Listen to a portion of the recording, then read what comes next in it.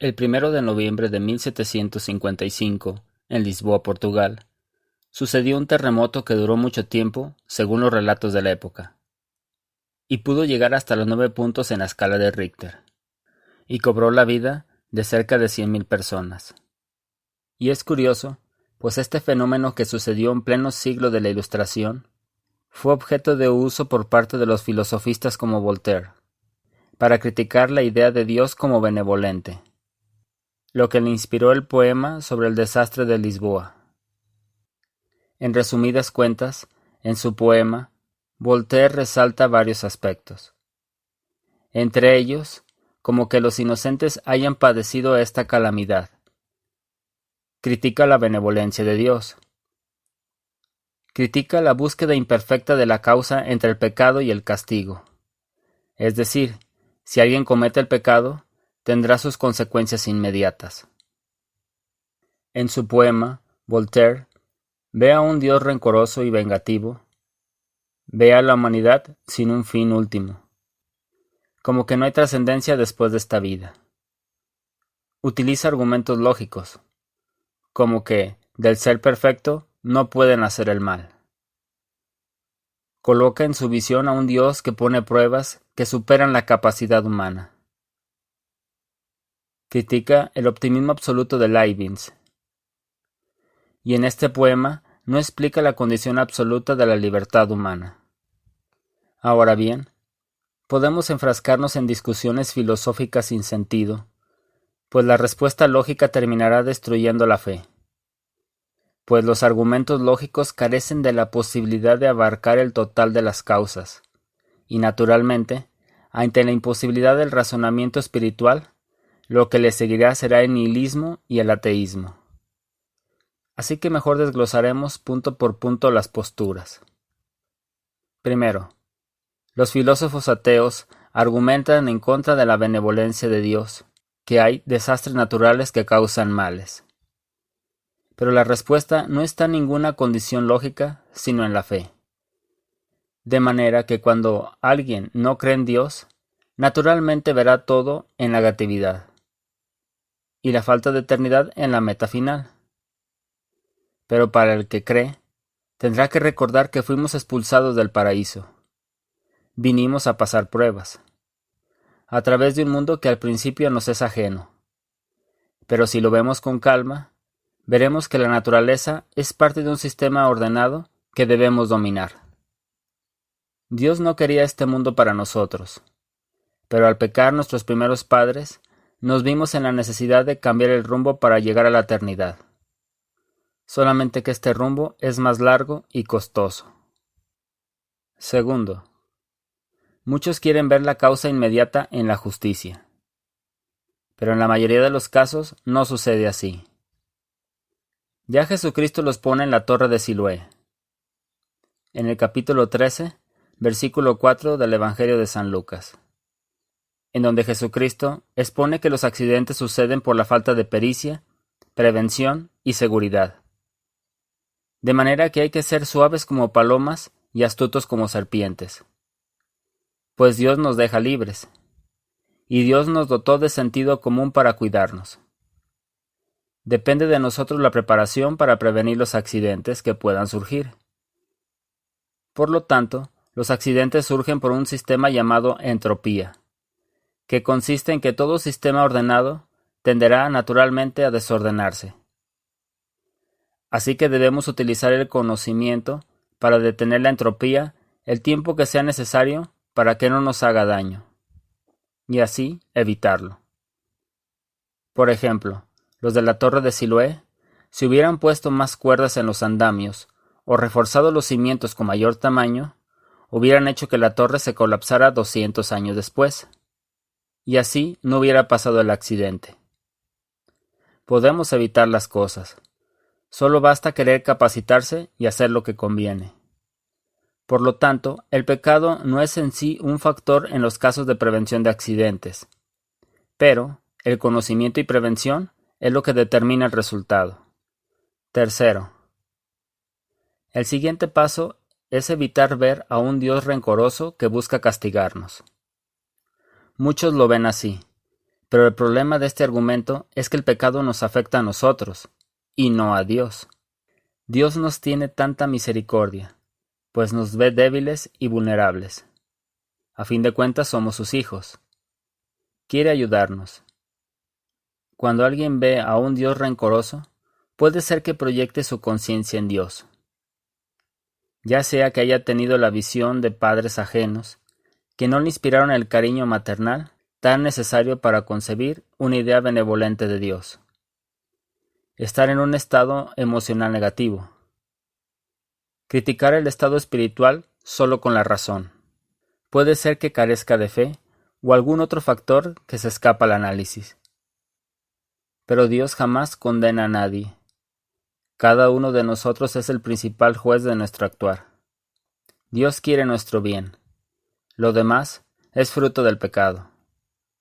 Cuarto, es triste la idea de que no existe la vida eterna, pues nos hace caer en la desesperanza y la obscuridad espiritual. Cada quien decide su futuro. En esto no hay razonamiento, sino almas en gracia o en pecado. De ahí que en tus manos está la felicidad. Si decides no creer en Dios, te juegas el todo sin posibilidad de ganar algo. Así que es mejor creer en Dios, ya que así habrá esperanza en la vida y tendemos a ver el mundo como una posibilidad. Y si pasando esta vida nos encontramos con Dios, habrá la probabilidad de salvación.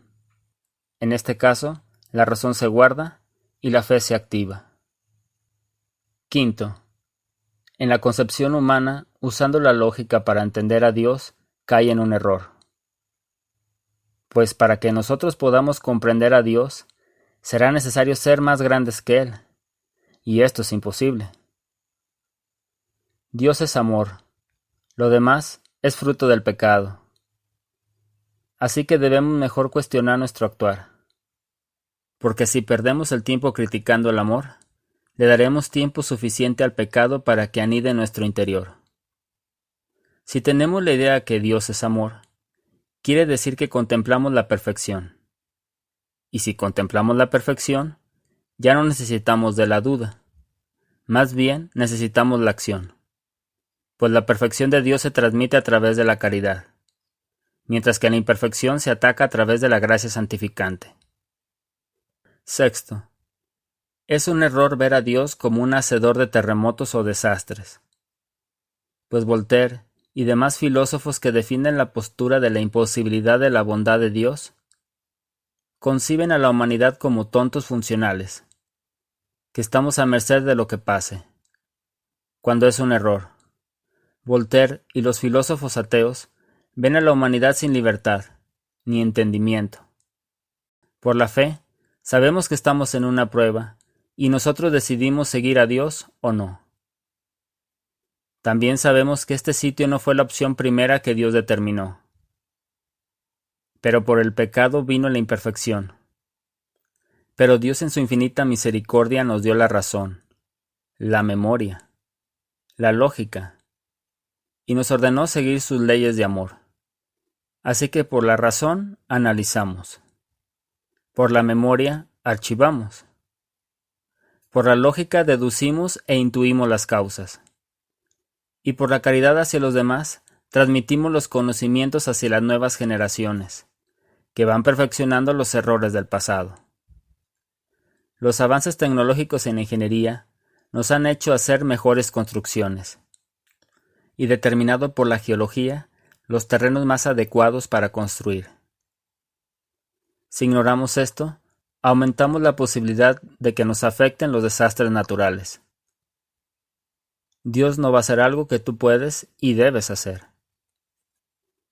Séptimo. Muchos conciben la idea de un mundo muy positivo, como Mellenbrach o Leibniz, o pesimista, como von Hartmann o Schopenhauer. Pues en esto no está la discusión, pues estos dos aspectos tan antagónicos vendrán casi siempre de tres puntos. Uno, emocional, otro de la historia personal, y otro de acuerdo a la fe de los individuos que lo postulen.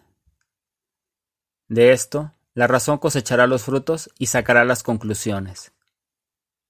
La vida es una prueba, con momentos buenos y malos. Es mejor trabajar y hacer el bien.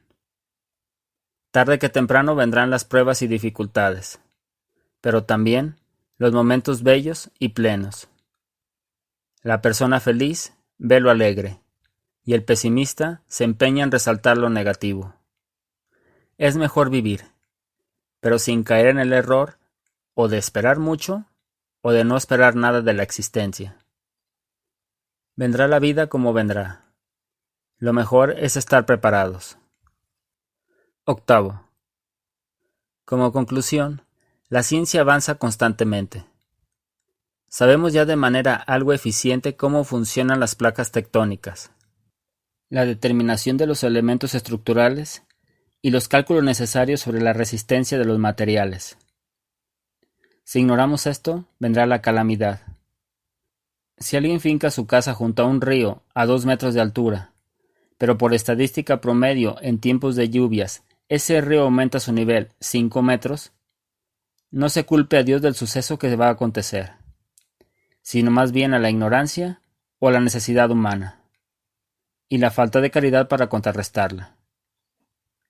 Si alguien se adentra en la naturaleza sin prevención ni orden, esto hará que aumente la probabilidad de problemas. La naturaleza tiene un orden y un comportamiento, con la cual nuestra razón y comprensión son capaces de entenderla. Tenemos y debemos entender su funcionamiento y aplicarlo a nuestro favor.